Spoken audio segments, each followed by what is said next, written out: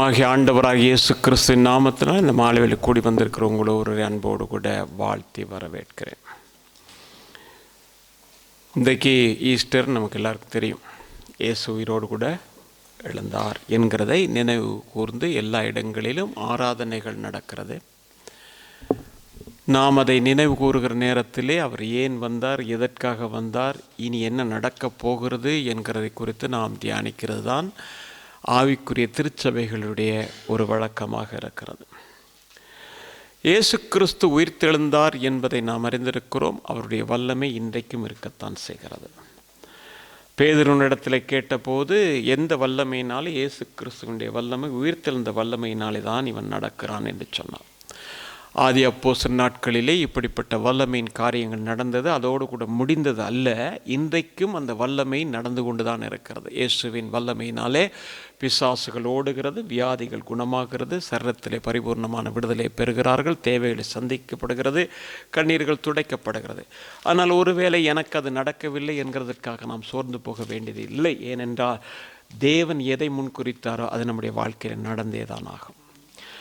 அருமையான கர்த்தருடைய பிள்ளை, அன்பான தேவஜனமே, லூக்கா எழுதின நற்செய்தி நூல் 24ஆம் அதிகாரம் 6ஆம் வசனத்தை நாம் தியானத்துக்கு எடுத்துக்கொள்வோம். அவர் இங்கே இல்லை, அவர் உயிர்த்தெழுந்தார். இயேசு கிறிஸ்துவை குறித்து இங்கே நாம் பார்க்கிறோம். அவர் இங்கே இல்லை, இயேசு உயிர்த்தெழுந்தார் என்கிற செய்தி இங்கே இருக்கிறது. கேள்வி என்ன அப்படின்னா, இயேசு கிறிஸ்து மட்டும்தானா உயிர்த்தெழுந்தார்? இயேசு கிறிஸ்து மட்டுமா உயிரோடு எழும்பினார்? இன்றைக்கு எத்தனையோ பேர் இன்றைக்கும் எழுந்து கொண்டிருக்கிறார்கள் என்ற செய்திகள் வருகிறது. அதே வேளையில் நீங்கள் பார்ப்பீங்கன்னு சொன்னால், லாசரு உயிரோடு கூட எழும்பினான், விதவையின் மகன் உயிரோடு கூட எழும்பினான், யாவீருடைய மகள் உயிரோடு கூட எழும்பினான். அப்படியா இருந்தால் கேட்ட என்ன சொல்லுவோம்? இதெல்லாம் யார் செஞ்சது? இயேசு செய்தாரு, எனவே அவர்கள் உயிரோடு கூட எழும்பினார்கள் என்று சொல்லுவோம். அப்படியே இருந்தா எலிசா சூனேமியாளுடைய மகனை உயிரோடு கூட எழுப்பினது, அல்லது போன அப்போஸ்தலர்கள் தங்களுடைய காலத்திலே அநேகரை உயிரோடு கூட எழுப்பினார். உதாரணம் சொல்ல போனா பவுல் அந்த வாலிபன் மேலே என்ன செஞ்சா? உயிரோடு கூட எழுப்பினார். அப்படி கேட்டால் நாம் என்ன சொல்லுவோம்? இது மனிதர்கள் கட்டளை, இயேசுவின் நாமத்தினாலே கட்டளையிட்டு இந்த அற்புதம் நடந்தது, அவர்கள் உயிரோடு கூட எழும்பினார்கள். அப்ப இன்னும் கொஞ்சம் நாம் திரும்பி பார்த்தா, மனிதர்களும் நடத்தல, இயேசுவும் நடத்தல, எப்படி ஒரு அற்புதம் நடந்திருக்குன்னு சொன்னா, 2 ராஜாக்களுடைய புத்தகத்தில் 13ஆம் அதிகாரம் 21ஆம் வசனம் வாசிக்கும் பொழுது அங்க பாத்தீங்கன்னா, ஒரு மனுஷனை அடக்கம் பண்றதுக்காக கொண்டு வர்றாங்க. கொண்டு வந்த இடையில விரோதிகள் எல்லாம் வருகிறார்கள் என்று பார்த்தவுடன் பார்த்தா, உயிரோடு இருக்கிற நம்மையும் கொன்றுவானோ அப்படின்றதுக்காக செத்தவை எப்படி போனாலும் பரவாயில்ல தூக்கி வீசினா வீசப்பட்ட கல்லறை எலிசாவினுடைய கல்லறை. அந்த கல்லறையிலே இருந்த எலிசாவின் எலும்புகள் பட்டு அவன் உயிரோடு கூட எழுந்தான் என்கிறது வேதம். அப்படியா இருந்தா, இப்படிப்பட்ட உயிரோடு கூட எழும்பின சம்பவங்கள் எல்லாம் இருக்கும்போது இயேசு கிறிஸ்து மட்டும் உயிரோடு கூட எழும்பினார் என்று சொல்லி நாம் அதை குறித்து மேன்மை பாராட்டுகிறதற்கு அதிலே அப்படி என்ன இருக்கிறது என்று சொன்னால், இவர்கள் எல்லாரும் உயிர்த்தெழுந்தார்கள், ஆனால் ஒரு நாள் மறுபடியும் மரித்தார்கள். இந்த மண்ணிலே அவர்கள் புதைக்கப்பட்டார்கள். அருமையான கர்த்தருடைய பிள்ளை, அன்பான தேவ ஜனமே, நம்முடைய ஆண்டவர் மரித்தார். மரித்தது மட்டுமல்ல, அநேகருடைய கண்களுக்கு காணப்பட்டு அவர் பரத்துக்கு ஏறினார் என்று சொல்லி பார்க்கிறோம். இன்றைக்கு கூட நீங்க பார்த்தீங்க, மரணம் அவரை தடுத்து நிறுத்த முடியவில்லை என்று சொல்லி யூதசிங்க ராஜா அந்த பாட்டில் நீங்க பார்த்தீங்கன்னா ஒரு வசனம் இருக்கு. எப்படின்னா, மரித்த கிறிஸ்து இனி மரிப்பது இல்லை என்று சொல்லி அங்க போட்டிருக்கு. அப்படியா இருந்தா, அவர் மரித்தோர்ந்து உயிர்த்தெழுந்ததினாலே பலமாய் ரூபிக்கப்பட்ட தேவனுடைய குமாரனாக இருக்கிறார் என்று வேதம் சொல்லுகிறது.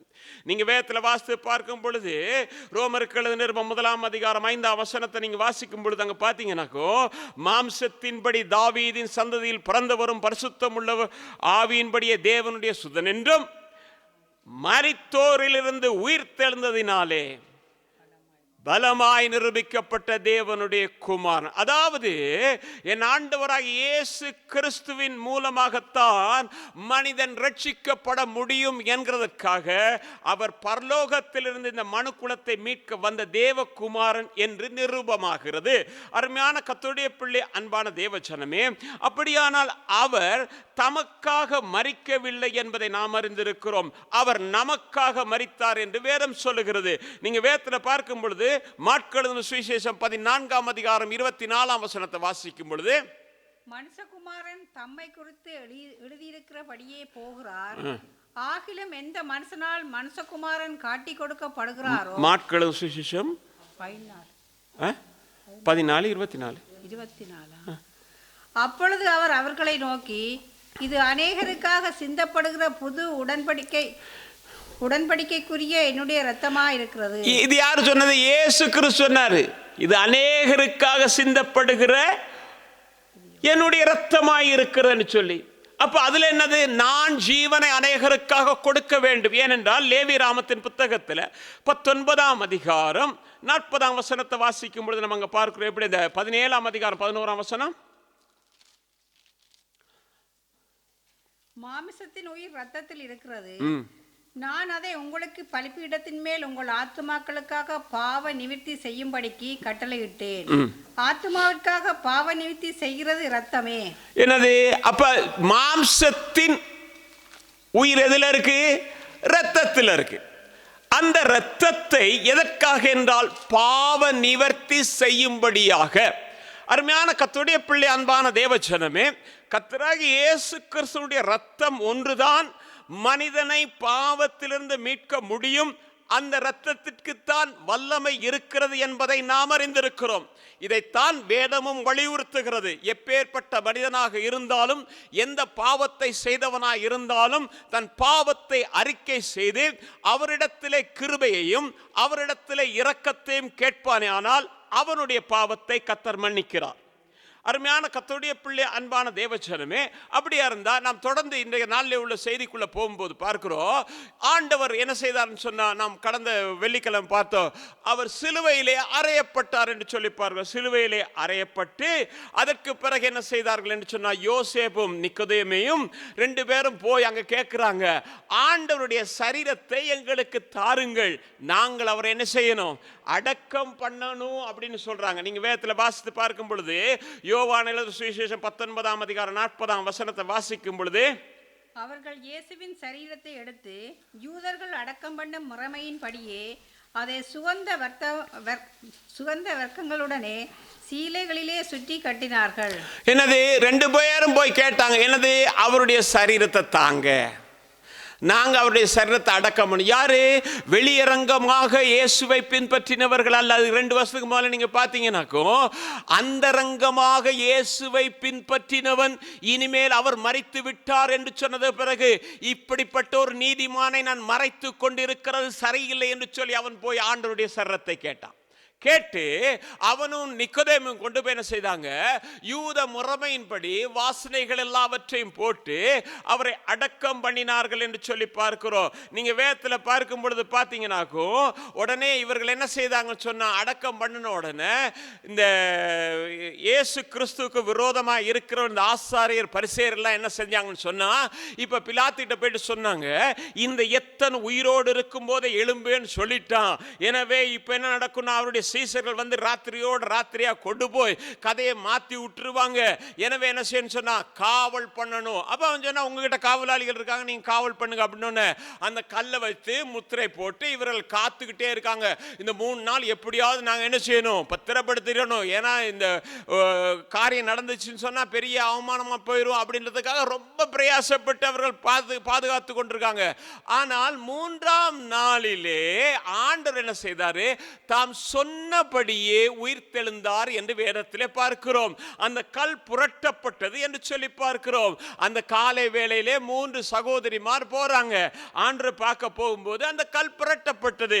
இந்த செய்தியை கேள்விப்பட்டு பார்த்த உடனே இந்த காவலாளிகள் பயந்து போனார்கள். பயந்து போய் என்ன செய்தார்கள் என்று சொன்னால், மத்தேயு எழுதின சுவிசேஷம் 27ஆம் அதிகாரம் 64 இருந்து 66 வரைக்கும் நாம் வாசிப்போம். ஆகையால் அவனுடைய சீசர்கள் ராத்திரியிலே வந்து அவனை களவாய் கொண்டு போய் மரித்தோரிலிருந்து எழுந்தார் என்று ஜனங்களுக்கு சொல்லாதபடிக்கும் முந்தின எத்தை பார்க்கிலும் பிந்தின எத்து கொடியதாகாத படிக்கும் நீர் 3 நாள் வரைக்கும் கல்லறையை பத்திரப்படுத்தும்படி கட்டளையிட வேண்டும் என்றார்கள். அதற்கு பிலாத்து, உங்களுக்கு காவல் சேவகர் உண்டே, போய் உங்களால் கூடிய மட்டும் பத்திரப்படுத்தி கொள்ளுங்கள் என்றார். எப்படி பத்திரப்படுத்திங்கன்னு சொல்லிட்டான். பத்திரப்படுத்தி பார்த்தாலும் இயேசு அங்கே இருக்க முடியாது. 3ஆம் நாளிலே அவர் உயிர்த்தெழ வேண்டியதாகவே இருந்தது. அதுபோல அவர் உயிர்த்தெழுந்தார். இப்போ இந்த செய்தி என்ன நடக்குன்னு சொன்னா, அருமையான கர்த்தருடைய பிள்ளையே, இயேசு கிறிஸ்து உயிரோடு எழும்பினார் என்பது அது மட்டுமல்லாம தன்னை மற்றவர்களுக்கு அவர் வெளிப்படுத்தினார். அந்த 3 பேருக்கு உயிரோடு இருக்கிறாய் வெளிப்படுத்தினார், பேதுருக்கு வெளிப்படுத்தினார் என்று சொல்லி பார்க்கிறோம். அதே வேளை அவரை தேடி போன 3 பேர் யார் அப்படின்னு சொன்னா, இயேசுவுக்கு ஊழியம் செய்தவர்கள், இயேசுவுக்கு அன்பு பாராட்டினவர்கள், அப்படித்தானே?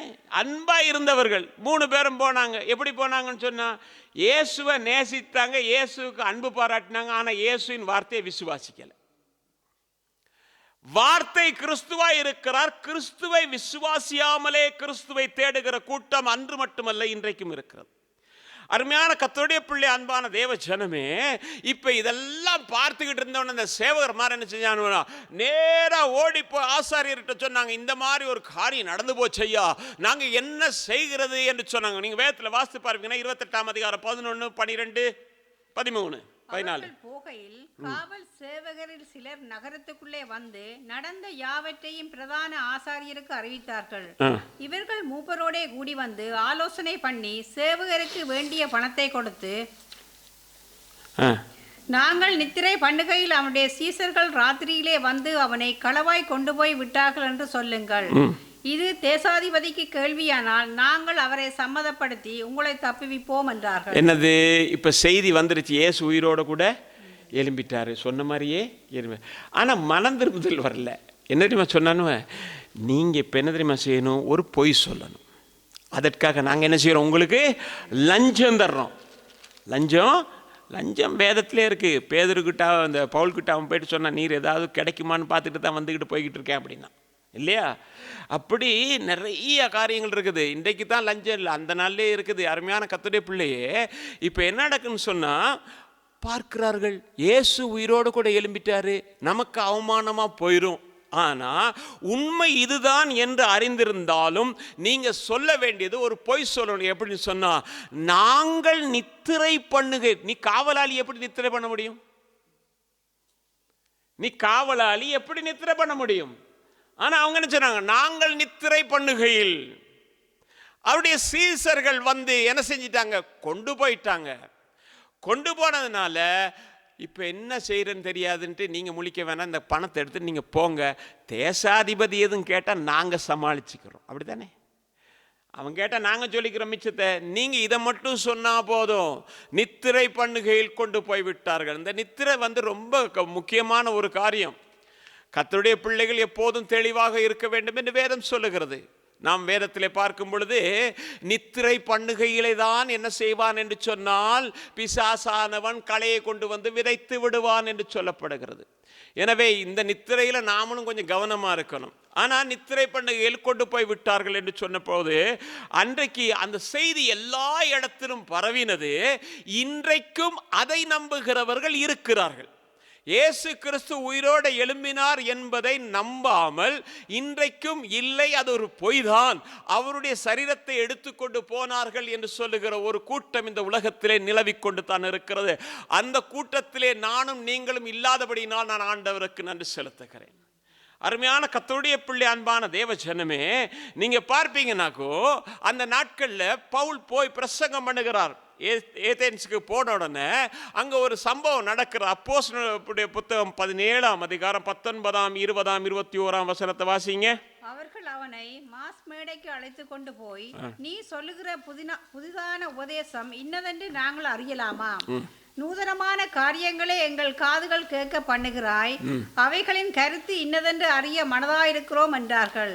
அந்த அத்தனை பட்டணத்தார் எல்லாரும் அங்கே தங்குகிற அந்நியரும் நவமான காரியங்களை சொல்லுகிறதிலும் கேட்கிறதிலுமே ஒழிய வேறொன்றிலும் பொழுதுபோக்குறது இல்லை. என்னது அங்க பவுலை வச்சு விசாரிக்கிறாங்க. நீ என்ன சொல்ற? அது ஒரு நூதனமான உபதேசமா இருக்குது. இன்னொருக்கா சொல்லு. இன்னைக்கும் நூதனமான உபதேசமா தான் ரட்சிக்கப்பட்டவர்களிடத்திலும் இருக்கிறது, ரட்சிக்கப்படாதவர்களிடத்திலும் இருக்கிறது. இயேசு கிறிஸ்து உயிரோடு எழும்பினார், இயேசு கிறிஸ்து வருவார், உலகம் முடிவுக்கு வருகிறது, அதற்கு பிறகு அந்தி கிறிஸ்து, இதெல்லாம் நூதனமான ஒரு பிரசங்கமாக இருக்கிறது என்று சொல்லுகிறார்கள். அருமையான கர்த்தருடைய பிள்ளை, அன்பான தேவ ஜனமே, அந்த நூதனமான பிரசங்கத்தை இன்னொரு முறை சொல். ஏனென்றால் அந்த அத்தனை பட்டணத்தார்கிட்ட ஒரு காரியம் இருந்தது என்று சொன்னா, நூதனமானவைகளை கேட்கிறதிலே அவர்கள் சந்தோஷப்பட்டார். அவர்கள் மட்டுமல்ல, அந்த பட்டணத்துக்கு வர்றவர்களே அவர்கள் மாத்திடுவாங்க.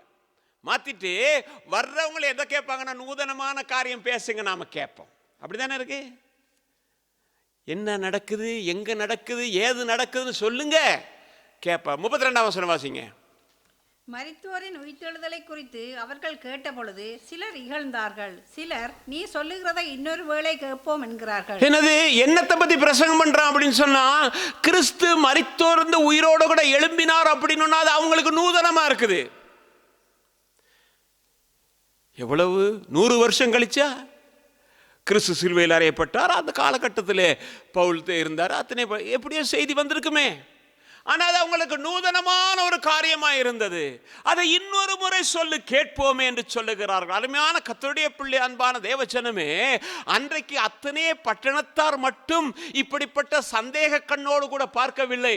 இயேசுவோடு கூட ஊழியம் செய்து, இயேசுவோடு கூட ஆகாரம் புசித்து, இயேசுவோடு கூட அற்புதங்களை செய்து, இயேசுவோடு கூட நடந்தவர்கள், அவர்கள் மூலமாக பிசாசுகளை, அவர் மூலமாக பிசாசுகளை துரத்தினவர், இவர்கள் கூட சந்தேகப்பட்டார்கள் என்பது வேதத்திலே நமக்கு தெளிவாக தெரிகிறது. ஏனென்றால் இயேசு கிறிஸ்து இந்த 3 பேருக்கும் என்ன செய்தார்னா, தரிசனமானார். நான் உயிரோடு இருக்கிறேன்னு போயிட்டு என்னுடைய சகோதரர்களுக்கு சொல்லுங்க அப்படின்னு.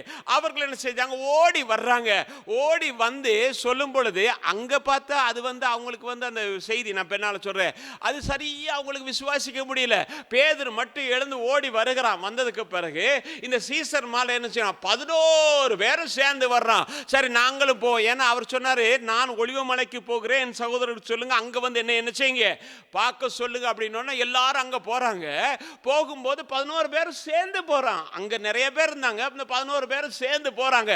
போயிட்டு யாருக்காக போறாங்கன்னா, இயேசு கிறிஸ்துவை பார்க்கிறதுக்கு. இயேசு கிறிஸ்துவை அவங்க பார்த்தாங்களா இல்லையா? வாசிங்க பாப்போம். 28ஆம் அதிகாரம் 16, 17. 11 சீசர்களும் கலிலேயாவிலே இயேசு தங்களுக்கு குறித்திருந்த மலைக்கு போனார்கள். 11 பேர் எங்க போனாங்க? மலைக்கு. 28ஆம் அதிகாரம் உயிரோடு எழுந்ததுக்கு பிறகு உள்ளது தானே. அப்ப என்னது, எங்க போனாங்க? இயேசு கிறிஸ்துவ கலிலேயாவுக்கு நான் போறேன்னு என் சகோதரர் சொல்லுங்கன்னா அங்க அவர் போயிட்டார். இவங்க எல்லாம் எங்க போயிட்டாங்க, அவரை பார்க்க. எத்தனை பேர் இருந்தாங்க? 11 பேரும் யாரு? இந்த சீசர் யாரு? இயேசுவோடு இருந்தவங்க, இயேசுடைய வார்த்தையை கேட்டவங்க, அவர் செய்த அற்புதங்களை பார்த்தவங்க, பிசாசை திரத்தினவர், எல்லா காரியத்தையும் பார்த்தவங்க இல்லையா? இப்போ இயேசுடைய வார்த்தை கீழ்ப்படிஞ்சு போயிட்டாங்க, போனாங்க. யார் இயேசுவை பார்க்க போயிட்டாங்க. 17ஆம் வசனம். அங்கே அவர்கள் அவரை கண்டு பணிந்து கொண்டார்கள். அங்கே அவர்கள் அவரை கண்டு பணிந்து கொண்டார்கள். ஒன்று. சிலரோ சந்தேகப்பட்டார்கள். அப்ப இந்த 11 பேர் என்ன செஞ்சிருப்பான்? எல்லாரும் இயேசுவே அப்படிதானே பணிந்து கொண்டிருப்பாங்க தானே. ஆனாலும் உள்ளத்துல என்ன தெரியுமா, இது இயேசு இல்லை, இது ஒரு மாய வித்தை அப்படின்னு உள்ளத்துல சந்தேகப்பட்டார்கள். அப்படித்தானே? இயேசுவை தான் பணிந்து கொண்டான், ஆனால் உள்ளத்திலே ஒரு சந்தேகம், இது இயேசு இல்லை. சீசர்மார் மாதிரி அவிசுவாசிங்க உலகத்தில் எவனும் இருக்க மாட்டான்னு நான் நினைக்கிறேன். அவர் நடந்து வரும்போது ஆவின்னுவான், நடுவில் போய் நின்றா தொட்டு பார்க்கணும். தோம என்ன சொன்னா, நான் விரல விட்டு பார்த்தா தான் நம்புவேன். அந்த அளவில் நான் நீங்களும் பாக்கியவான்கள், காணாமல் விசுவாசிக்கிற நாம் பாக்கியவான்கள் என்று சொல்லும். அவ்வளவு தூரம் இருந்து பாடுகள் எல்லாவற்றையும் அவர் சொன்னார், என்னோடு கூட பாடுகள் அனுபவித்து அப்படிப்பட்டவனே என்ன செய்யறான்னு சொன்னா, நான் விசுவாசிக்க மாட்டேன். இயேசு கிறிஸ்துவோடு கூட இருந்த சீசர்மார் என்ன செஞ்சான்? 2 பேர் என்ன செய்கிறான்? ராத்திரியே இனிமேல் இங்கே இருந்தால் சரி வராது, பொழப்பு சரி வராது, நாங்கள் போகிறோம் அப்படின்னு ஓய்வு நாளில் போகிறான். ஓய்வு நாளில் ஒரு குறிப்பிட்ட அளவு தூரம் தான் நடக்க முடியும். 7 அல்லது 8 மைல். அதில் எம்மாவூருக்கு போகிறான். போகும்போது இயேசு அவர்களை சந்திக்கிறார். சந்தித்தா எப்படி? இவன் இயேசு மேலே அன்புள்ளவன் தான், ஆனால் நம்பல்ல, உயிரோடு இருக்கிறார்ன்றதை நம்பல்ல, 3ஆம் நாள் எழுந்தார் என்பதை நம்பல்ல. எனவே துக்க முகத்தோடு பேசிக்கிட்டே போறாங்க. பேசிக்கிட்டு போகும்போது இயேசு வந்து பார்க்கிறார். என்னப்பா, என்னோடு இருந்த நீங்க இந்த துக்க முகத்தோடு கூட இன்னைக்கு நடந்து போறீர்களே, எங்கே போறீர்கள்னு கேட்கறதுக்காக கிட்ட வந்து, நீங்கள் துக்க முகத்தோடு போகிறது என்ன அப்படின்னா, இந்த காரியம் உமக்கு தெரியாதா? யார்கிட்ட கேட்குறான்? இயேசுகிட்டே கேட்குறான். என்னது அப்படின்னா, இயேசுவை சிலுவையில் அரைஞ்சி அவரை கொண்டு போய் புதைச்சிட்டானோ, அப்படிதானே? தெரியாதா அப்படின்னு அவர் பார்த்துட்டு எவ்வளோ வேதனைப்பட்டிருப்பார் தெரியுமா? என்னோட இருந்தவன் என் வார்த்தை விசுவாசிக்காதவனாக இருந்திருக்கிறானே. இன்னைக்கு இயேசுவை அறிந்து இயேசுவை நேசித்த அருமை சகோதரனே, சகோதரியே, இயேசு கிறிஸ்துவை நீங்களும் நானும் எவ்வளவு தூரம் விசுவாசிக்கிறோம் என்பதை இந்த மாலை வேளையில் நம்மை நாமே கேட்டு பார்ப்போம். ஆண்டு சொன்னாரு, என்னப்பா பேசுறீங்க?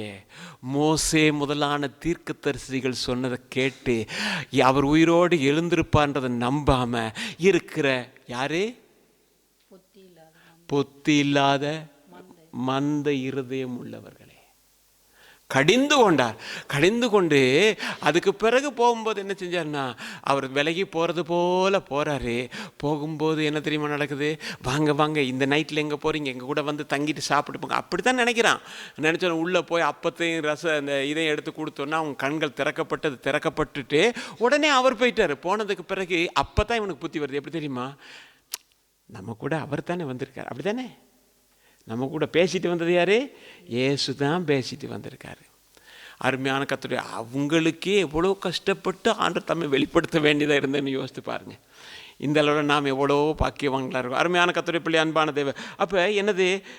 இயேசு கிறிஸ்துவை பணிந்து கொள்கிறதற்கு எத்தனையோ ஆயிரம் கூட்டம் ஜனங்கள் இந்த உலகத்தில் இருந்தாலும் கூட விசுவாசத்தோடு கூட அவரை பணிந்து கொள்ளுகிறவர்கள் எத்தனை பேர் சந்தேகத்தோடு கூட அவரை என்ன செய்கிறார்கள் என்று சொன்னால் பின்பற்றி அவரை பணிந்து கொள்ளுகிறவர்கள் எத்தனை பேர்? இன்றைக்கு மாலை கூடி இருக்கிற கர்த்தருடைய பிள்ளை, அன்பான தேவஜனமே, சில வேளைகளில் நான் இப்போ இதுக்குள்ளே நான் போகிறேன். எப்படின்னா, நம்முடைய வாழ்க்கையில் எத்தனையோ தேவைகளுக்காக நாம் ஜெபணும். அது நடக்கணும், இது நடக்கணும், அப்படி நடக்கணும், இப்படி நடக்கணும். எல்லாமே யாருக்கிட்ட சொல்லுவோம்னா இயேசுகிட்ட தான் சொல்லுவோம். சொல்லி அடுத்த நிமிஷம் என்ன தெரியுமா சொல்லுவோம்? சொல்லி என்னது தான் புரோஜனத்தை கண்டேன். எது நடந்துச்சு? ஒன்றுமே நடக்கலையே. யாருக்கிட்ட சொல்லுத? நமக்கு நாமளே யோசிக்கிற நேரம் வரும்.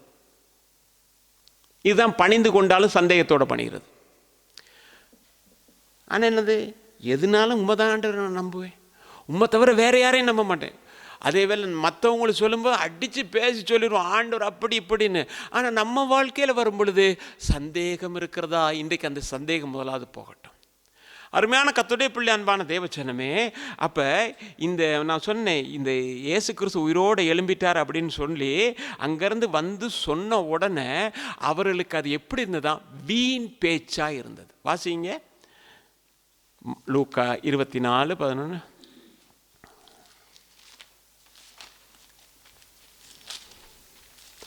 யாராவது எடுத்தவங்க வாசிங்களே. இவைகளுடைய வார்த்தைகள் அவர்களுக்கு வீண் பேச்சாக தோன்றினால் அவர்கள் இவர்களை நம்பவில்லை. என்னது? இயேசு உயிரோடு எழும்பிட்டாருன்னு வந்து சொன்னதுக்கு எப்படியா? பைத்தியகார கதைகள் வந்து சொல்லிட்டு இருக்காங்க. என்ன சொல்றாங்க இன்னைக்கு? அப்படித்தானே சொல்றாங்க. சத்தியத்தன பைத்தியகார கதை. விஞ்ஞானம் எங்கேயோ வளர்ந்துருக்கிறது, அறிவு எங்கேயோ போய்விட்டது. சந்திரனுக்கு இப்போ சுற்றுலா போயிட்டு வர்றாங்க. இவங்க இன்னும் இயேசு உயிரோடு எழுந்தார் பிறந்தார்ன்ற கதையை கடிச்சிட்டு இருக்கானோ. அருமையான கர்த்தருடைய பிள்ளை, அன்பான தேவஜனமே, இந்த உலகத்தில் எத்தனை விதமான நூதனமான காரியங்களை கண்டுபிடித்தாலும் இந்த வேதத்துக்கு அவைகள் ஒத்து வராது என்பதுதான் தேவனுடைய வார்த்தை. இதற்கு ஈடாக எதையுமே வைக்க முடியாது. ஏனென்றால் அது நடக்கிறது என்பதையும் இந்த புத்தகம் ஏற்கனவே எழுதி வைத்திருக்கிறது. கடைசி நாட்களிலே அறிவு பெருகி போகும் என்று சொல்லப்பட்டிருக்கிறது. இன்றைக்கு அறிவு பெருகி போனதுனால தான் அநேக காரியங்கள் உலகத்திலே கண்டுபிடிக்கப்படுகிறது. ஆனால் அவைகளுடைய முடிவு எப்படி இருக்கும் என்பதையும் வேதம் தெளிவாக சொல்லுகிறது. இதை அறிந்திருக்கிற நமக்கு அதுக்காக கர்த்தருக்கு நன்றி செலுத்துகிறேன். அருமையான கர்த்தருடைய பிள்ளை, அன்பான தேவஜனமே, அப்போ என்னது, அது வீண் பேச்சை போல இருந்தது. அன்றைக்கு ஒரு 2 விதமான கூட்டம் இருந்ததை குறித்து வேதம் சொல்லுகிறது. ஒன்று பரிசேயருடைய கூட்டம், இன்னொன்று சதுசேயருடைய கூட்டம். ஒரு கூட்டம் என்ன செய்யணும்னா இயேசு கிறிஸ்துடைய உயிர்த்தெழுதலை நம்பும், இன்னொரு கூட்டம் நம்பாது. வாசிங்க அப்போஸ்தலர் நடபடிகள் புத்தகத்தில் 23ஆம் அதிகாரம் 8ஆம் வசனம். என்னத்தினால் என்றால் சதுசேயர் உயிர்த்தெழுதல் இல்லை என்றும் தேவதூதனும் ஆவியும் இல்லை என்றும் சொல்லுகிறார்கள். பரிசேயரோ அவ்விரண்டும் உண்டென்று ஒப்புக்கொள்ளுகிறார்கள். என்னது, 2 கூட்டம் இருக்குது. என்ன சொல்லுது? ஒரு கூட்டம் உயிர்த்தெழுதல் இருக்குது, உயிர்த்தெழுதல் இருக்குது, அதை நாங்கள் நம்புகிறோம் அப்படின்றது. யார்? பரிசேயர் கூட்டம். சதுசேயர் சொல்கிறான் அப்படியெல்லாம் ஒன்றுமே இல்லைங்க, அப்படியெல்லாம் ஒன்றும் இல்லை. இன்றைக்கு மாலையில் கூடியிருக்கிற கர்த்தருடைய பிள்ளையே, பரிசேயர்கள் விசுவாசித்தார்கள், அதில் சந்தேகமே இல்லை, மரித்தோருடைய உயிர்த்தெழுதல் இருக்குதுன்னு. இன்றைக்கும் உலகத்திலே பரிசேயர் காணப்படத்தான் செய்கிறார்கள். இயேசு கிறிஸ்துடைய உயிர்த்தெழுதலை நம்புகிறார்கள், விசுவாசிக்கிறார்கள், மற்றவர்களுக்கு பறைசாட்டி அதை சொல்லுகிறார்கள். ஆனால் தங்கள் உள்ளத்திலே அந்த உயிர்த்தெழுதலை குறித்து எப்படிப்பட்ட ஒரு மேன்மையோடு கூட இருக்கிறார்கள் என்று சொல்லி ஒரு மனிதன் ஆராய்ந்து பார்க்க வேண்டுமானால் அவன் லூக்கா எழுதின நற்செய்தி நூல் 18ஆம் அதிகாரம் 12ஆம் வசனத்துக்கு நேரா போங்க. வாரத்தில் 2 தரம் உபவாசிக்கிறேன், என் சம்பாத்தியத்திலெல்லாம் தசமபாகம் செலுத்தி வருகிறேன் என்று தனக்குள்ளே ஜெபம் பண்ணினான். என்னது, 2 பேர் போன ஆலயத்துக்கு, ஒன்னு ஆயக்காரன், ஒன்னு பரிசேயன், 2 பேரும் ஜெபம் பண்றான். 2 பேரும் ஜெபம் பண்ணும்போது இந்த பரிசேயன் சொல்லுகிறான், நான் வாரத்துக்கு 2 எத்தனை முறை 2 தரம் என்ன செய்கிறேன்? உபவாசிக்கிறேன், உபவாசம் பண்ணுறேன், நான் உபவாசம் பண்ணி ஜெபிக்கிறேன். இப்போ யூடியூப்பில் அன்றைக்கி பார்த்தா புதுசாக ஒன்று 40 நாள் நான் உபவாசம் இருந்திருக்கிறேன்னு ஒன்று சொல்லிக்கிட்டு இருக்கு. 40 நாள் நீ உபவாசம் இருந்தால் கர்த்தருக்கு உனக்கு முடியா இருக்கணும். அது யூடியூப்பில் போட்டு அதுக்கு கொஞ்சம் கீழே போய் பார்த்தேன். ஒவ்வொன்று சொல்கிறத கேட்டோன்னு எனக்கே ஆச்சரியம் போயிடுச்சு. வேதத்தில் கூட இல்லாதெல்லாம் இருக்குதப்பா. 2 நாள் உபவாசம் இருக்கிறேன், வேற என்ன செய்கிறேன்? எல்லாம் தசம்பா எங்கே கொடுக்க சொல்லியிருக்கு? வேதத்தில் நியாயப்பிரமாணத்தில் நான் எல்லாம் க்ளீனாக கொடுத்துட்றேன். எதில் கொடுக்குறேன்? வெந்தயம் இல்லையா? என்னது, என்ன பண்ணுறது? தசம்பாகம் செலுத்தி வருங்க பாருங்க, தசம்பாகம் செலுத்துறேன்னு ஜெபம் பண்றான். நீங்க அதே அதிகாரத்தில் முதல் வசந்த வாசிங்களே.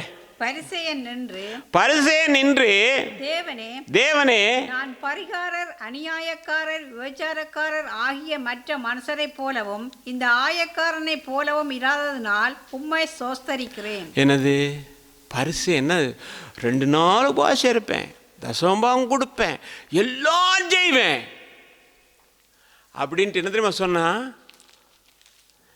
இவன் மாதிரி இல்லை. இவன் யாருன்னு அவனுக்கு தெரியுமா? இவன் யாருன்னு அவனுக்கு தெரியுமா? இவன் மாதிரி இல்லை. என் பரிசுத்தம் என்ன, என் மேன்மை என்னன்னு உங்களுக்கு தெரியாதா? ஆண்டவருக்கு அருவருப்பான ஜெபமா போச்சு. ஆண்டவர் பின்னால் வந்து சொன்னார், அவன் அல்ல இவன் ஆயக்காரன் பக்கத்தில் வந்துட்டார். முன்னால் பீடத்தில் இருந்தவர் பின்னால் வந்துட்டார்னா பாருங்க. நாங்கள் இவங்க மாதிரியெல்லாம் இல்லை. எங்க இது வந்து பரிசுத்தத்தின் எல்லை எங்கே இருக்குன்னு உங்களுக்கு தெரியுமா? அதனால நான் உண்மை ஸ்தோத்திரிக்கிறேன் ஆண்டவரே, என்னை இவன் மாதிரி இல்லாமல். ஆண்டவர் கிளீனாக சொல்கிறாரு பாருங்க. பதில் ஒன்று, மத்தேயு எழுதின சுவிசேஷம் 23ஆம் அதிகாரம் 23ஆம் வசனத்தை வாசிங்களே. மாயக்காரராகிய வேதபாரகரே பரிசேயரே, கொஞ்சம் இல்லைங்க, மாயக்காரராகிய வேத பாரகரே பரிசேயரே, உங்களுக்கு ஐயோ, உங்களுக்கு ஐயோ, நீங்கள் ஒத்தலாமிலும் வெந்தயத்திலும் சீரகத்திலும் தசமபாகம் செலுத்தி நியாய பிரமாணத்தில் கற்பித்திருக்கிற விசேஷித்தவைகளாகிய நீதியையும் இரக்கத்தையும் விசுவாசத்தையும் விட்டுவிட்டீர்கள். இவைகளையும் செய்ய வேண்டும், அவைகளையும் விடாதிருக்க வேண்டும். என்ன செஞ்சாங்க? தசமபாகம் செலுத்தி என்ன செஞ்சிட்டீங்கன்னா, நியாய பிரமாணத்தில் கற்பித்திருக்கிற விசேஷித்தவைகளாகிய நீதியையும் இரக்கத்தையும் விசுவாசத்தையும் விட்டுவிட்டீர்கள் ஐயா. பரிசேரே உங்களுக்கு ஐயோ என்று சொல்லுகிறார். நீங்க ஒரு பகுதி செய்றீங்க, மறுபகுதி இல்லையே. உனக்கிட்ட நீதியும் இரக்கமும் இருந்திருக்குமே, ஆனால் அந்த ஆயக்காரனை பற்றி இப்படி நீ பேசியிருக்க மாட்டாயே. அப்படித்தானே? அருமையான கர்த்தருடைய பிள்ளை, அன்பான தேவ ஜனமே, இவர்களை குறித்து கொஞ்சம் புதிய ஏற்பாட்டில் பார்ப்போமானால் பவுல் எப்படி எழுதுறாருன்னா 2 தீமோத்தேயு புத்தகத்தில் 2ஆம் அதிகாரம் 18ஆம் வசனம். அவர்கள் சத்தியத்தை விட்டு விலகி உயிர்த்தெழுதல் நடந்தாயிற்று என்று சொல்லி சிலருடைய விசுவாசத்தை கவிழ்த்து போடுகிறார். என்னது? பரிசேர் உயிர்த்தெழுதல் இருக்குன்னு சொல்றான். அதே வேலை இன்றைக்கு அப்படிப்பட்ட சிலருடைய வாழ்க்கையில் இன்னைக்கு எப்படின்னா, உயிர்த்தெழுதல்லாம் எப்பயோ நடந்துருச்சு, இனிமே நடக்கிறதுக்கு இல்லை, எல்லாம் எப்போ நடந்து முடிஞ்ச பழைய கதை, இதெல்லாம் இப்போ ஒன்றும் இல்லை அப்படின்ட்டு அவன் மட்டும் இல்லை, சிலருடைய விசுவாசத்தை என்ன செய்வாங்க? கவிழ்த்துரும். விசுவாசத்தை கவிழ்த்து போடுவாங்க. இன்றைக்கு நம்முடைய வாழ்க்கையில் இன்றைக்கு இருக்கிறாங்க.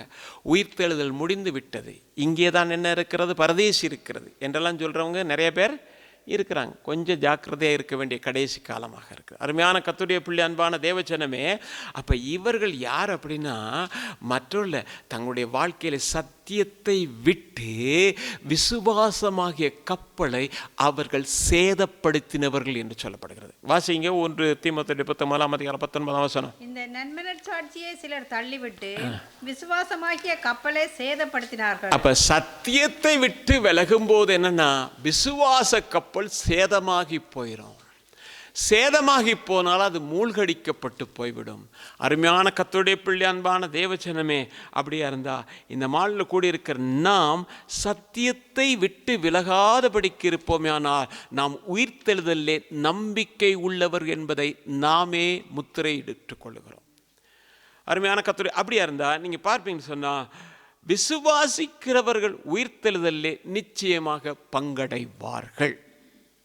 இயேசு கிறிஸ்துவின் உயிர்த்தெழுதலை விசுவாசிக்கிறவர் நிச்சயமாக பங்கடைவார்கள். நீங்கள் முடிவுக்கு வந்துட வேணாம், ஐயோ அப்படியா இப்படியா அதெல்லாம் முடியும் பார்ப்போம். கட்டாயம் உயிர்த்தெழுதலில் இயேசு கிறிஸ்து விசுவாச உயிர்த்தெழுதலில் பங்கடைவோம். சரியா? வாசிங்க 1 கொரிந்தியர் புத்தகம் 15ஆம் அதிகாரம் 16ஆம் வசனம். மரித்தோர் உயிர்த்தெழாவிட்டால் கிறிஸ்துவும் எழுந்திருக்கவில்லை. அப்போ உயிர்த்தெழுதல் இருக்கு. கிறிஸ்து உயிரோடு எழும்பினா நாம் என்ன செய்வோம்? நிச்சயமா எழும்புவோம். வேதத்தை விசுவாசிக்கிறோம், அவரோடு கூட மரித்தோமானால் அவரோடு கூட உயிர்த்தெழுவோம் என்று வேதம் சொல்கிறது அல்லவா? எனவே கிறிஸ்து உயிரோடு கூட எழும்பினார், நாமும் கூட எழும்பியிருப்போம் என்று சொல்லி பார்க்கிறோம். கிறிஸ்து உயிரோடு கூட எழும்பாவிட்டால் அது பொய். எனவே தான் பவுல் சொல்லும்போது சொல்லுகிறாரு, 1 கொரிந்தியர் புத்தகம் 15ஆம் அதிகாரம் 42ஆம் வசனத்தில், மரித்தோரின் உயிர்த்தெழுதலும் அப்படியே இருக்கும், அழிவுள்ளதாக விதைக்கப்படும், அழிவில்லாததாய் எழுந்திருக்கும். அப்படித்தானே? புத்தீனனே, நீ விதைக்கிற விதை செத்தாலே ஒழிய அது உயிர்ப்பிக்கப்பட மாட்டாது அப்படின்னு சொல்லிட்டு சொல்றாரு.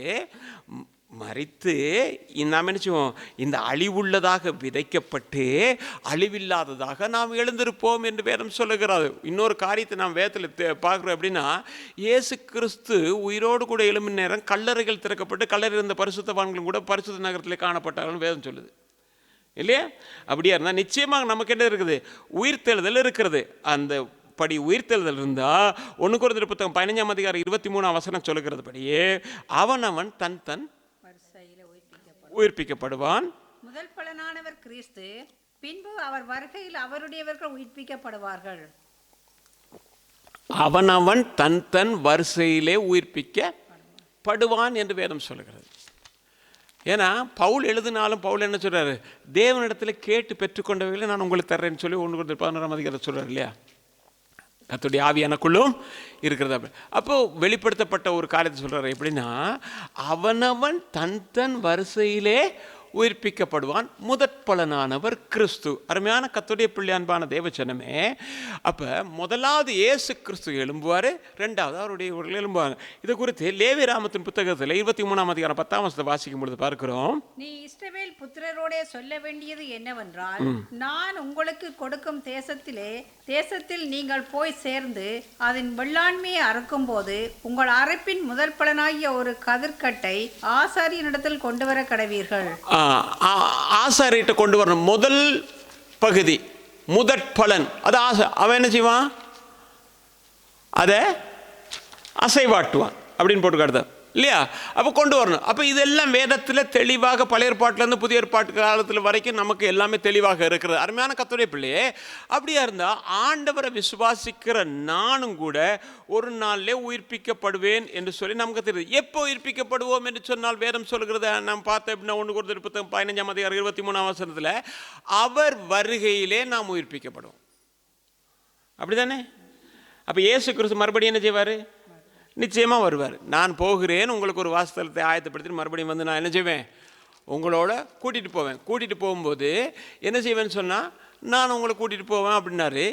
நாம் பார்த்தோம், வரிசையின்படி உயிர்ப்பிக்கப்படுவார்கள். முதலாவது உயிர்ப்பிக்கப்படுறது யாருன்னா நாம் தான் உயிர்ப்பிக்கப்படுவோம் இல்லையா?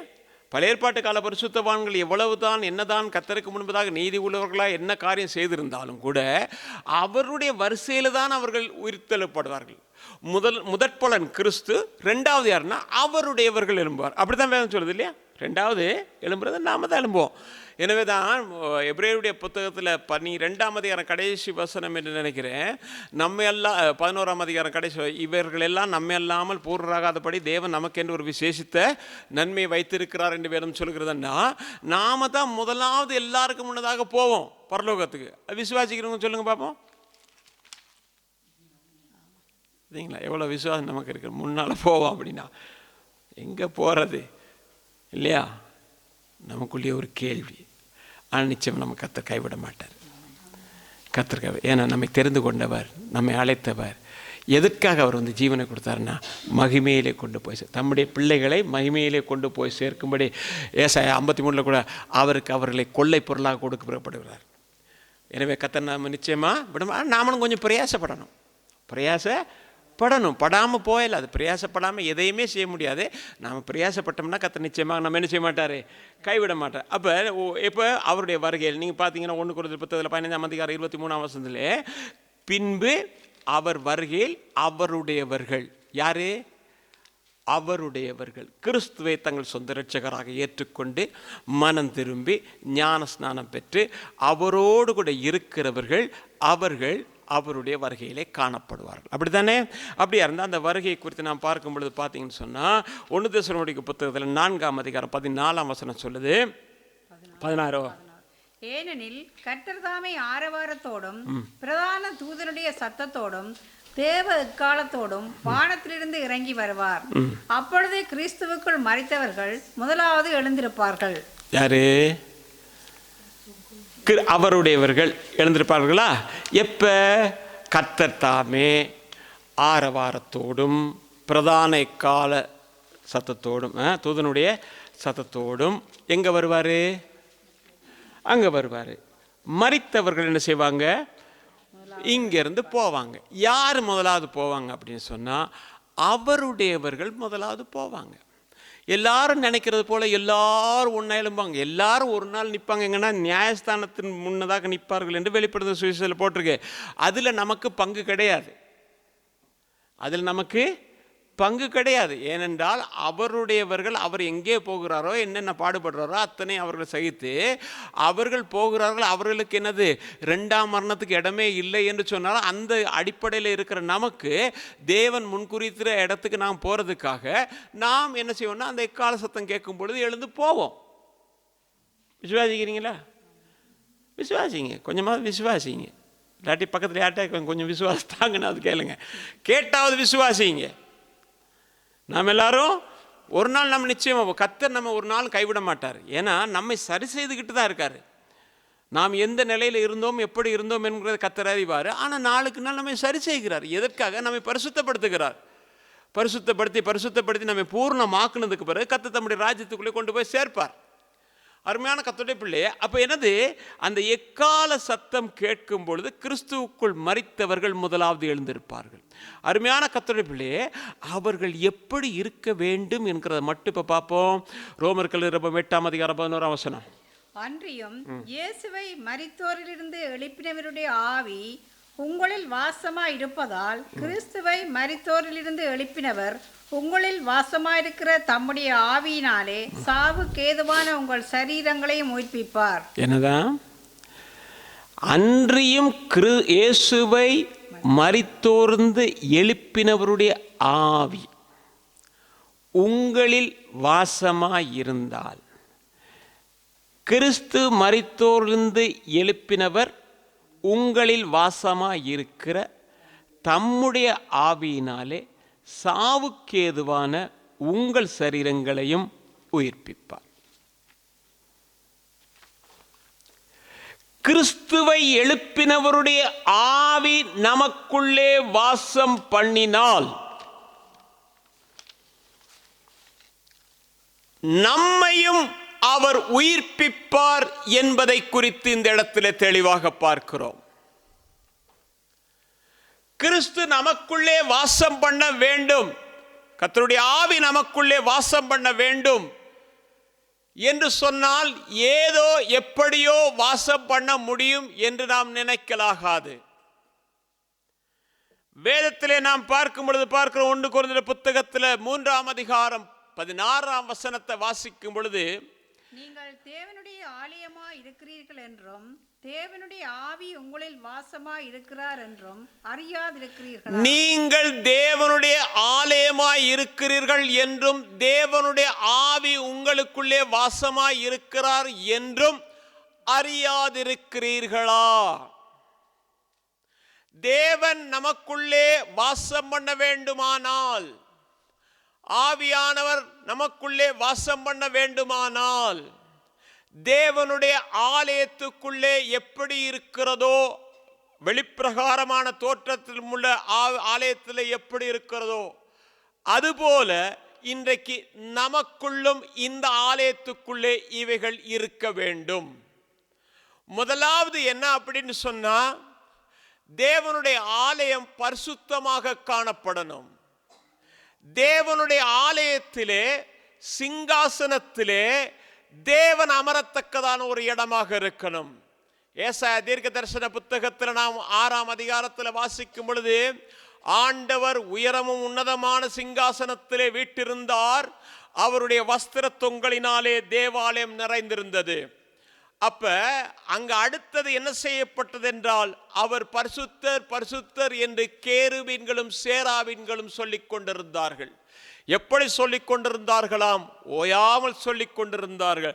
அப்ப தேவனுடைய பிள்ளையே, முதலாவது இங்கே இருக்க வேண்டியது என்னன்னா, ஆண்டவர் இங்கே சிங்காசனத்தில் அமர்ந்திருக்கணும். ஆனால் இந்த சிங்காசனத்தை வேறொருவன் வாஞ்சிக்கிறான். அந்த சிங்காசனத்திலே அவன் அமருகிற நாள் இருக்கிறது, அது இஸ்ரவேலருடைய காலங்களாய் இருக்கிறது. அந்த நாட்களிலே அவர்கள் கண்டு கொள்வார்கள், மனம் புலம்பி அழுவார்கள் என்று வேதம் சொல்லுகிறது. தேவன் எனப்படுவது எதுவோ, ஆராதிக்கப்படுகிறது எதுவோ, அதற்கு மேலாக தன்னை உயர்த்துகிற ஒரு நிலைமையிலே அந்தி கிறிஸ்து அமர்ந்திருப்பான். அவன் இந்த ஆலயத்திலே எக்காரணத்தை கொண்டும் அமர்ந்து விடாதபடிக்கு தேவன் அமர்ந்திருக்கத்தக்கதாக இப்பொழுதே நம்முடைய இருதயங்கள் பரிசுத்தப்படுகிறது. நல்லது. இந்த ஆலயம் பரிசுத்தமாக்கப்பட்டதுக்கு பிறகுதான் தேவன் அதிலே வாசம் பண்ணுவார். இரண்டாவது, தேவ ஆலயம் திறக்கப்பட்ட போது அவர்கள் என்ன செய்தார்கள் சொன்னா, அதை சுத்தம் செய்ததுக்கு பிறகு தேவனுடைய ஆலயத்திலே சமூகத்து அப்பங்கள் வைக்கப்பட்டது. அப்படிதானே? மேஜையிலே சமூகத்து அப்பங்கள் வைக்கப்பட்டது. இன்றைக்கு தேவனுடைய ஆலயமாக இது இருக்குமே, ஆனால் சமூகத்து அப்பங்கள் இருந்தே ஆக வேண்டும். இந்த சமூகத்து அப்பங்களை குறித்து பார்க்கும் பொழுது நாம் பார்க்கிறோம், இது 12 அப்போஸ்தலருடைய உபதேச சத்தியம் என்று சொல்லி பார்க்கிறோம். 12 அப்போஸ்தலருடைய உபதேச சத்தியத்தை நாம் பார்க்கிறோம். அவர்கள் அப்போஸ்தலர் தீர்க்கதரிசிகள் என்பவருடைய அஸ்திபாரத்தின் மேல் கட்டப்பட்டவர்கள். அப்படின்னா அந்த உபதேச சத்தியத்தினாலே நாம் கட்டப்படணும். நாம் நினைத்ததெல்லாம் உபதேசம், நாம் பேசுவதெல்லாம் உபதேசம், நாம் பார்க்கிறதெல்லாம் உபதேசம், நான் கேட்கிறதெல்லாம் உபதேசம் என்கிறதல்ல. நம்முடைய கரங்களிலே கொடுக்கப்பட்டிருக்கிற தேவனுடைய வார்த்தையாகிய இந்த உபதேசத்தை அல்லாமல் வேறு எந்த உபதேசத்தை வானத்திலே இருந்து ஒரு தூதன் கொண்டு வந்தாலும் ஏற்றுக்கொள்ளாதே என்று பவுல் சொல்லுகிறார். எல்லாம் அப்படியா இப்படியா எல்லாம் சரி இல்லைங்க, எல்லாம் சரியில்லை. ஆண்டவருடைய வார்த்தை நீங்க வைத்து இது ஒரு சந்தேகம் வந்தால் நீங்க என்ன செய்யுங்கன்னா உடனே ஆண்டவர்கிட்ட கேளுங்க, இது சரியா பிழையான்னு கேளுங்க, ஆண்டு செய்வார். நீங்க பாருங்க, ஊழியக்காரனா 2வது திருமணமா அதுக்கு விவாகரத்து கொடுத்தான எங்க இருக்குது? ஆண்டவருடைய வார்த்தையை சொல்லுகிறது அதை வெறுக்கிறேன் என்று சொல்லுகிறது. ஆண்டவர் அதை வெறுக்கிறாரு. அவனுக்கு கூட அந்த கடைசியா பரிசையம் வந்து கேட்டான், யாருக்கு சொந்தமாகனு கேட்டான். அப்ப அவர் சொன்னார், மோசே இப்படிப்பட்ட காரியத்தை சொல்லி இருக்கிறான், நான் உங்களுக்கு சொல்றேன்னு சொன்னார். இன்னைக்கு ஊழியக்காரனா ஒரு லட்சக்கணக்கானவங்க பின்பற்றுறாங்களாம். அவர் என்னது, நாங்கள் இப்படிப்பட்ட ஒரு தீர்மானத்துக்கு வந்து, என்ன தீர்மானம்? அப்படி இருந்தா உன் மனைவி விபச்சாரியா? அப்படி விபச்சாரியா இருந்தால் நீ மறுமணம் செய்யறதுக்கு என்னது? விவாகரத்துக்கு போகணும். இது உபதேசம். அதை பின்பற்றி போறதுக்கு ஒரு கூட்டம் இருக்குது. எதெல்லாம் உபதேசமோ, எப்படி எல்லாம் உபதேசம், யார் உபதேசம் பண்ணாலும் பரவாயில்ல, எல்லா கர்த்தருடைய இல்ல, எல்லா கர்த்தருடைய வார்த்தை இல்ல. கர்த்தருடைய வார்த்தையை போல வார்த்தைகள் வரும். ஜாக்கிரதையா இருக்கணும். பிசாசுக்கு உங்களை என்னையும் விட அநேகமாக கர்த்தருடைய வார்த்தையும் தெரியும். அவன் கர்த்தரை விசுவாசிக்கிறான் வேதம் சொல்லுகிறது. இருக்கா யாக்கோபுல? எப்படி பிசாசு பயந்து நடுங்குதான். கர்த்தருடைய வார்த்தை அவ்வளவு பயம். நமக்கு பயம் இல்லாட்டி போனாலும் அவனுக்கு பயமாக இருக்கு. அதுக்காக ஸ்தோத்திரம்.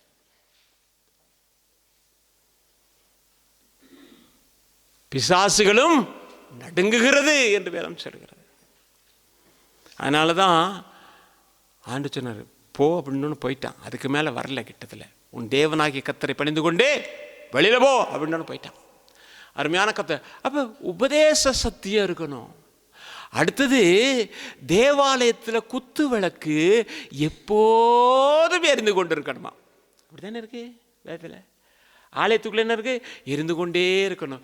தூபமாய் நறுமணமாய் துதிகளை ஏறெடுக்கிறேன் ஆண்டவரே என்று சொல்கிறோம் இல்லையா? அப்ப எந்த நேரம் துதிக்கணும். அங்க சாம்பல் இருக்கணும், அங்க சாம்பிராணி புகை போடணும், எல்லாம் இருக்குது இல்லையா? அப்ப நம்முடைய வாழ்க்கையில் என்ன? தூபமாய் நறுமணமாய் நம்ம என்ன சொன்னா துதிகளை ஏறெடுக்கணும். அதே வேளை இந்த குத்து விளக்கு என்னன்னா அது எரிந்து பிரகாசிக்கிறதா இருக்கணும். யோவானை குறித்து சொல்லும் பொழுது அவனுடைய வெளிச்சத்தில் களி கூறுறதுக்கு நீங்கள் மனதாய் இருந்தீர்கள் என்று வேதம் சொல்லுகிறதே. இன்றைக்கு நான் நீங்களும் பிரகாசிக்கிறதாய் காணப்படும் பொழுது நம்முடைய வெளிச்சத்திலும் அநேகர் களி கூறத்தக்கதான ஒரு வாழ்க்கை இருக்கணும். அப்பதான் கர்த்தர் வாசம் பண்ணுவாரு. அங்க என்னது? டெய்லி அப்பங்கள் மாற்றி மாற்றி மாற்றி வைப்பாங்க. உபதேச சத்தியங்கள், தேவனுடைய வார்த்தையில் தெளிவு இருக்கணும். அதான் மறுபடியும் மறுபடியுமாக சொல்லுகிற இந்த கடைசி காலத்தில் எத்தனையோ விதமான காரியங்களை அகப்பட்டு எத்தனையோ பேர் இன்றைக்கு ரட்சிப்பை இழந்து கர்த்தர் இல்லை என்று சொல்லத்தக்கதான உபதேசங்கள் கூட வந்து விட்டது. ஆனால் தேவ பிள்ளையே, நானும் நீங்களும் பாக்கியவான்கள் என்னவென்று சொன்னால், நம்முடைய மொழியிலே கர்த்தர் கொடுத்திருக்கிறார். தெளிவான சத்தியங்களை கேட்க கர்த்தர் கிருபை செய்திருக்கிறார். எனவே தேவன் வாசம் பண்ணணும்.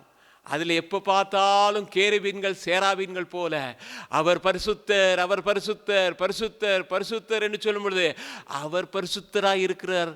அதேவேளை நம்மை அவர் பரிசுத்தப்படுத்தி கொண்டே இருப்பார். நம்மை பரிசுத்தப்படுத்தும் பொழுது நாளுக்கு நாள் பரிசுத்தம் பரிசுத்தம் பரிசுத்தம் என்று பரிசுத்தம் பூர்ணமாகும் போது அவர் சொல்வாரு, இனிமே நீ இங்க இருக்காத, என் கூட நடந்துவான்னு கூட்டிட்டு போயிடுவார். ஏனோக்கு கர்த்தரோடு கூட நடந்து கொண்டு இருந்தான். நடந்து கொண்டு இருக்கும் போது ஒரு நாள் காணாமல் போனான். அப்படியே இருந்தா இடையில கூட்டம் இல்ல, கர்த்தருடைய வருகை வரும். வருகை வரும் பொழுது அந்த வருகையில வா மகனே மகளே என்று சொல்லத்தக்கதாக இன்றைக்கு கர்த்தரோடு நடக்கத்தக்கதாக இருப்பவர்களாய் காணப்படுவோமானால் தேவன் நமக்குள்ளே வாசம், அந்த வாசம் பண்ணுகிற கர்த்தருடைய ஆவியானவர் இந்த உயிர்த்தெழுதலை பங்கடைய உங்களுக்கும் எனக்கு கிருபை செய்வார். அருமையான கர்த்தருடைய பிள்ளை, அன்பான தேவஜனமே, அதான் வேதத்தில் சொல்லப்பட்டிருக்கிறது. எப்படி என்று சொன்னா 1 தெசலோனிக்கேயர் புத்தகம் 4:17 வாசிக்கும் பொழுது, பின்பு உயிரோடு இருக்கிற நாமும் கர்த்தருக்கு எதிர்கொண்டு போவோம். கர்த்தருக்கு எதிர்கொண்டு போகத்தக்கதான ஒரு நிலைமையில் இருக்கணும். அவர் முகத்தை பார்க்கறதுக்கு ஏதுவான நிலைமையில் இருக்கணும். ஏதேன் தோட்டத்தில் கூப்பிடுறாரு, வாப்பா வாப்பான்னு. நான் வரமாட்டேன்னு ஒளிஞ்சிருக்கான். உங்க முகத்தை என்னால் பார்க்க முடியாது, அந்த பிரகாசமான முகத்தை பார்க்க முடியாது. ஏன்? பாவம் மனுஷனை தேவனை விட்டு பிரிச்சது. இன்றைக்கு பாவம் நம்முடைய வாழ்க்கையில வர்றதுக்கு இடம் கொடுக்கக்கூடாது. நாம் எல்லாரும் இந்த உலகத்தில் தான் இருக்கோம், பெரிய பரிசுத்தத்தில் இல்லை, நான் எப்பயும் சொல்றதா தான். ஆனாலும் தேவனுடைய ஆவியானவர் அந்தந்த இடங்களில் நம்ம என்ன செய்யறாரு? சரி செய்யறாரு. சில நேரங்களில் நீங்கள் யோசித்து பாருங்க, பழைய வாழ்க்கையில் நீங்கள் தேவனை விட்டுருங்க, தேவனை விட்டுட்டு எல்லாத்தையும் விட்டுருங்க. நம்முடைய தனிப்பட்ட வாழ்க்கையில், இன்றைக்கு கூட நம்ம வீட்டில் தான், தனிப்பட்ட வாழ்க்கையிலே எத்தனையோ காரியங்களில் எவ்வளவோ தவறு செய்திருக்கிறேன். நான் அந்த தவறுகளை நினைக்கும் போது இன்றைக்கு நான் கலங்குகிறேன். தேவனுடைய வார்த்தை இல்ல, சாதாரணமான காரியங்கள், இவைகளிலே இப்படி நடந்திருக்க கூடாதே என்று சொல்லி இன்றைக்கு உணர்கிறேன். உங்கள் வாழ்க்கையில் இப்படிப்பட்ட உணர்வுகள் வந்திருக்கும் என்று நினைக்கிறேன். அது என்ன? இன்றைக்கு நம்மை பரிசுத்தப்படுத்தும் பொழுதுதான் அந்த எண்ணங்கள் வருகிறது, அவைகளுடைய தோற்றம் நமக்கு தெரிகிறது. தேவ பிள்ளையே, நாம எதையுமே முன்னெடுத்து நம்மை சரி செய்து கொள்ள முடியாது. தேவனுடைய ஆவியானவர் இல்லாமல் நம்முடைய வாழ்க்கை ஒருபோது நமக்குள்ளே சரி செய்ய முடியாது. எனவே தேவ ஆவியானவர் இங்கே வாசம் பண்ண வேண்டும் என்கிற ஒரு வாஞ்சை இருக்குமேனால், அந்த ஆவியானவர் நம்மை கடைசி நாளில் உயிரோடு கூட எழுப்பார். அதான் கடைசி வசனம் சொல்லுகிறது எப்படின்னா, இதனாலே ஒருவரை ஒருவர் நீங்கள் தேற்றுங்கள். அப்படி போட்டிருக்கா இல்லையா? இந்த வார்த்தைகளினாலே நீங்கள் ஒருவரை ஒருவர் தேற்றுங்க. ஆவியானவர் வாசம் பண்ணணும்ப்பா. அந்த ஆவியானவர் உன்னை உயிரோடு கூட மறுபடியும் தேவ சமூகத்துக்கு கொண்டு போகணுமா இருந்தா, நீ பரிசுத்தப்பட வேணுமா, இந்த ஆலயத்துக்குள்ள அவர் வாசம் பண்ணத்தக்கதாக இந்த ஆலயம் பரிசுத்த பண்ணப்படட்டும். இந்த ஆலயத்துக்குள்ள கர்த்தர் வாசம் பண்ணட்டும். இந்த ஆலயத்தில் அவருடைய சிங்காசனம் இருக்கட்டும். இந்த ஆலயத்தில் குத்துவிளக்கு எரியட்டும். இந்த ஆலயத்தில் தூபவர்க்கம் போடப்படட்டும். அங்கே கேருபீன்கள் சேராபீன்கள் சொல்லுகிற விதமாக அவர் பரிசுத்தர் பரிசுத்தர் என்று ஓயாமல் சொல்லத்தக்கதாக நம்முடைய நாவுகள் மாறத்தக்கதாக கர்த்தர் இந்த மாலையில் நமக்கு கிருபை செய்வாராக. நம்ம எல்லாரும் எழுந்திருந்து கர்த்தர்ட்ட போடுவோம்.